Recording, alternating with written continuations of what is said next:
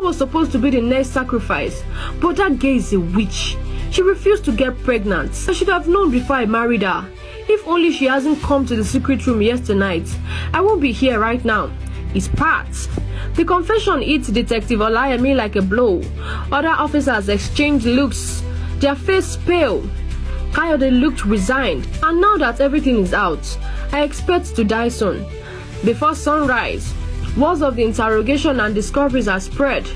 Every local news channel broadcast the story, airing clips of video footage from the mansion, security camera stills, and the horrifying police statements. Citywide, fear and outrage spread to communities. Parents, especially mothers, held their children close and warned them to beware of men they follow. They also learned to do a background check on their daughter's spouse and not to be blinded by money. Esther sat in a small apartment, wrapped in a blanket, staring at her phone. Messages of support poured in from distant friends. She was shocked when she saw the news of Kayode's confession. She thanked God, silently, for guiding her out of that nightmare. She realized what truly saved her wasn't cunning or luck. It was God's timing. If she had become pregnant before discovering the room, if her prayers for a child had come through weeks earlier, she would have been lost to that fate, just like the others. Now she understood. Delayed prayers may be God's way of preserving us from calamity. Because sometimes, the greatest miracle isn't answered prayers, but answered truths, spoken in time to save a life.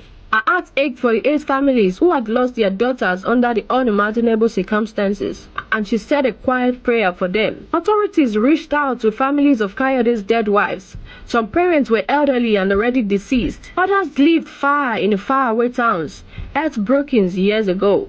But the police was still able to speak with a few of them when they explained that their daughter's body was still in the mansion, never buried. They were shaken to the core. They had mourned empty caskets, and those graves had been empty, left to wither in the compound grounds. Rage and sorrow fled in surviving parents' eyes. They could not even come to take a look due to fear. The news of the ghosts of their daughters were too real, too unsettling. They had long thought that Kayode had buried them, meaning the 8 graves in his compound were merely empty caskets buried in the ground. And so they asked that the body be buried in Kayode's compound.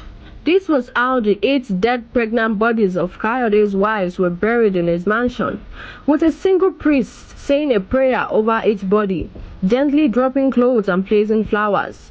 As they buried the 8th wife, Kayode gave up the ghost at the police custody. He took his last breaths on the hard chair and fell to the ground as the sun set, leaving shocked officers staring at the lifeless man who had confessed unspeakable crimes. The mansion was sealed by court order. Signs reading "No Entry, Forbidden House" were posted in bold black letters, and over the years, overgrown vines crept up the walls, broken windows stared like empty eyes, and the gates rusted shut. For years, no one dared enter. It became a local legend. Storytellers whispered by campfires. Teenagers dared one another to touch the gates, and children sneak peeked whenever they passed.